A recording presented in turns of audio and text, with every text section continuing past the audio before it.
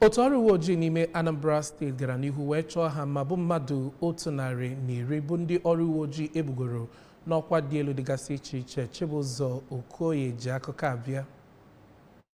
Osote onye isi ndị uwe ojii na steeti a bụ Mr. Felix Garuba mgbe ọ na-ekwu okwu n'aha onye isi uwe ojii Anambra mere ka mata ibuli elu n'ọkwa bụ naanị Chineke na-enye ya ma gọzie ndị ahụ ebuliri n'ọkwa ka ha lụọ ọrụ ha otu o kwesịrị. Mgbe ọ na-ekwu okwu n'aha ndị niile ahụ ebuliri n'ọkwa ka onye Superintendent of Police nke ebunyeziri dịka onye Chief Superintendent of Police bụ Maazị Andy Jokpe-Ibo kenere Chineke maka afọ ọma ya ma kwe nkwa na ha ga-eji ya bụ ọkwa ọhụụ ebunyiri ha lụọ ọrụ pụtara ihe ma kwanyekwere ndị uwe ojii obodo Naijiria. N'ime mmadụ 110 ahụ ebuliri n'ọkwa, mmadụ 66 bụ ndị esi na Assistant Superintendents of Police wee bulie n'ọkwa Deputy Superintendents of Police. Mmadụ 24 bụ ndị bụbu Deputy Superintendents of Police bụ ndị ebuliziri babụrụ Superintendents of Police, ebe mmadụ dị 20 bụ ndị bụ Superintendents of Police bụ ndị ebugoziri n'ọkwa Chief Superintendents of Police. Site na isi ọnọdụ ndị uwe ojii nke steeti a dị n'Amawbia, aha m bụ Chibụzọ Okoye maka akụkọ ụwa